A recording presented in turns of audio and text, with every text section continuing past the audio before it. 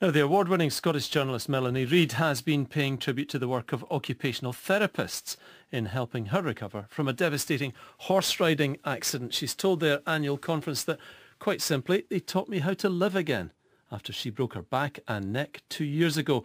Well, Melanie Reid joins us in the studio now. Hi. Hello.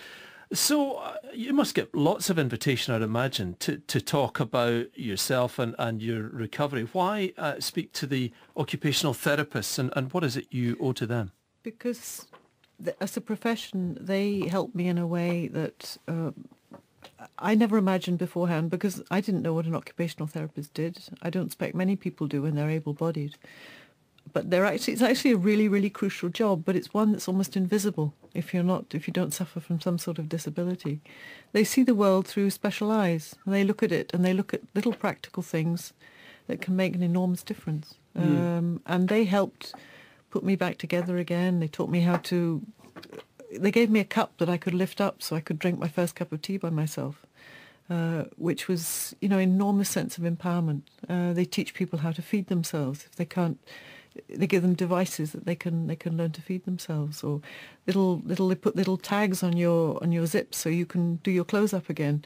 And unless you've been through a catastrophic accident or you're old and frail in some way, you don't understand how absolutely vital these things are. So it's a very invisible job, but they don't get talked about enough, put it that way. Well, that's right, isn't it? I mean, sometimes I suppose people think of occupational therapy as something from decades ago and not something that's used at the moment. And it's always seen as something that might be cut. Is that the sort of message you got from OTs as you were speaking to them today? I get the impression they really have to battle to justify their existence. I mean, people have heard of physiotherapists putting bodies back together again, but it's that whole crossover between getting back into real life and actually being able to do things again, maybe do them in a slightly different way, but with a little bit of help, be able to do them again. And of course, when the axe is hanging over jobs, it's easy to cut jobs where you don't actually know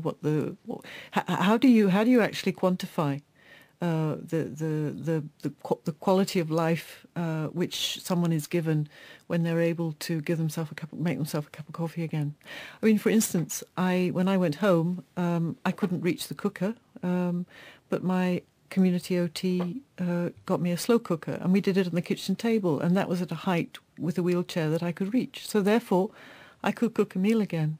I could chop up onions, and I'd never have thought of something like that. It's that sense of thinking and looking differently. Yeah, you talk about your community OT, but most people would think of that sort of work as being done in hospitals, and you were in Southern General here in Glasgow for quite a long time and did lots of that sort of work with them in hospital, but you're saying they're still doing it in the community with you. Yes, there's that follow-through. I mean, the OTs in hospital really helped me rebuild my life. They were huge emotional and practical support to me. They taught me how to laugh again. We had some great fun, and I wet their shoulders, crying on their shoulders a lot.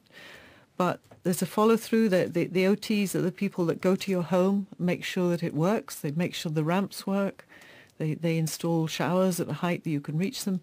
It's all those tiny little things that when you're able-bodied, you're running around in a busy life, you never ever think about, completely take for granted. And these people have the expertise to make that transition from hospital to home doable. Otherwise, a lot of people would be stuck in institutions or hospitals or care homes or whatever. So, it's a very, very important but forgotten about profession. And at the risk of asking a question which I'm sure loads of people always ask you, but how are you now? How's your recovery been? I know people will have read your spinal column in the Times for which you won this award, but how are you now? I'm plodding on. I have good weeks and bad weeks, good days and bad days. I can now stand. I can shuffle along the living room a few times. I'm working away at my muscles. My left arm is getting much stronger. My hands are getting stronger, and I'm slightly stubborn. I'm so stubborn that I don't really know when I'm beat, and I'm refuse to believe that there's actually a limit to recovery with Some spinal injuries are complete. Mine is incomplete, which means I have an opportunity to recover, and I'm just going to work away at it and without time limit. Melanie Reid, thanks very much, and good to have you back in the studio. Thank you.